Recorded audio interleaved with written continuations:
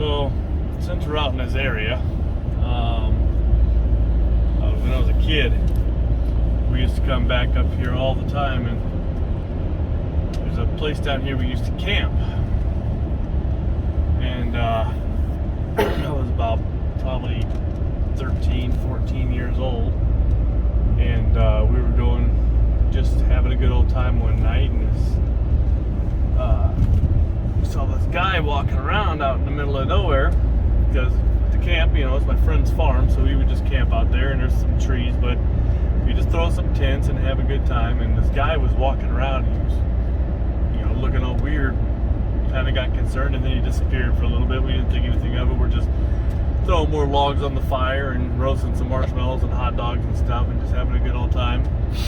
And we see the guy again, and he just kept looking at us, and we didn't know what was going on. And so we called him over, and he's like, no, I'm good. We're like, no, come on over. You look like you need, to chill out.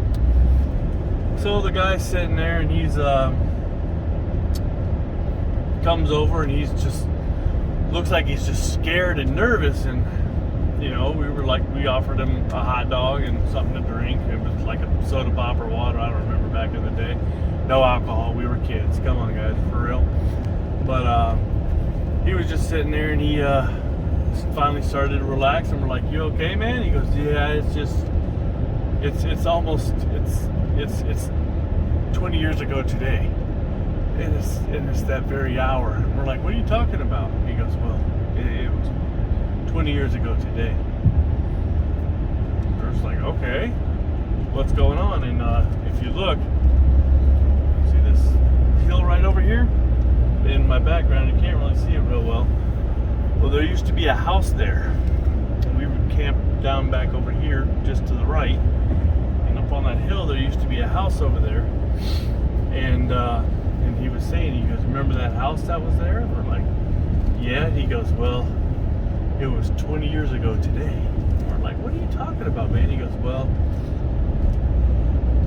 I used to go to the University of Illinois, and I was trying to get in the frat, or the fraternity, and they had initiation night,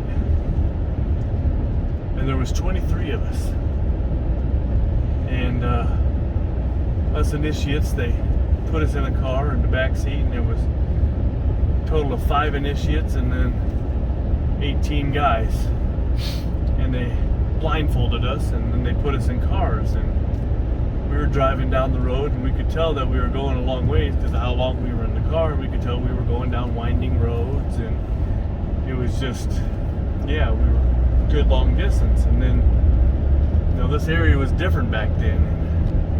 It looked a lot different, but I still remember to this day. And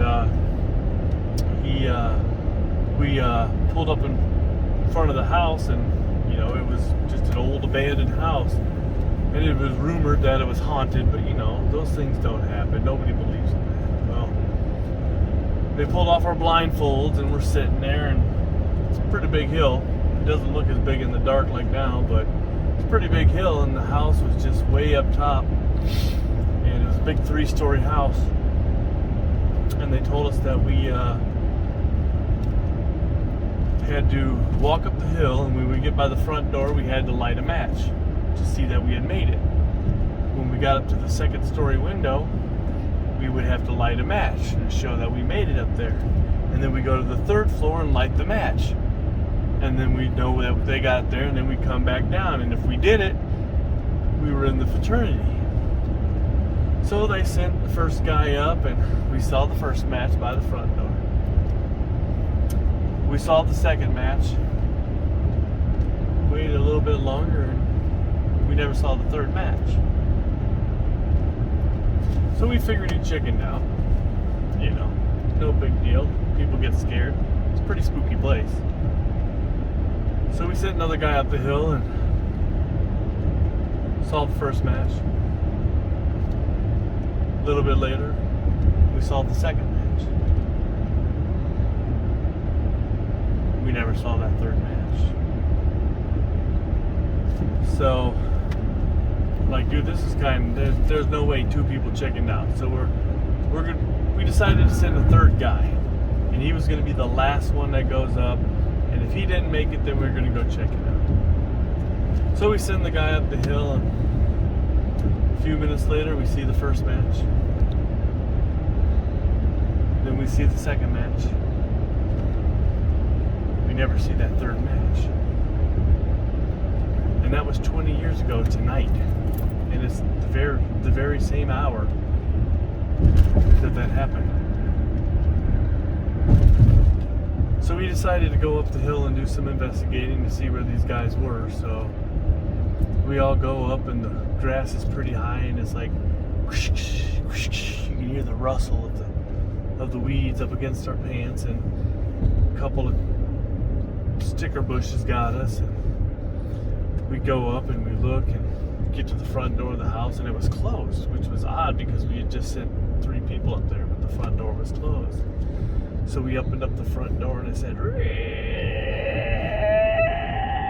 and we're all like, what? So we go in the house and we check the first floor. Nobody's there. Like, okay, well, they made it to the front door. Let's go check because they made it to the second floor. Let's go check the second floor. So we start going up the stairs, and the stairs are creaking under our feet, and a few of them are gone. It's broken up because the wood is so old. We searched the entire second floor. Nobody's there. So we're like, man, what's going on? So we decide to go up, and we go up to the third floor, and there's just a few steps. So we figured that maybe they got chickened out because there's only a couple of stairs and they couldn't make it to the third floor. So all of us get up to the third floor, and we go over to where the window is, because it's a very small area. And right there by the window are all 3 guys. They have this horrible expression on their face, like they were just frightened beyond belief, and their hair was just pure white, and it was just absolutely terrible. And every year since then, on the anniversary of that happening, somebody has died. And that was 20 years ago to this very night. Last year, my best friend, his wife was in the den with him, and they were watching television, and she decided to go into the kitchen to get something, and all of a sudden she heard this horrid scream, and she went running in to find out what was going on, and her husband, his hair had turned pure white, and he had this horrible expression on his face, and he was dead. And that was last year on the 19th anniversary, and tonight is the 20th anniversary. It's the very same hour, the very same minute, and almost the very same second of when we went to that house, and I'm the last one left.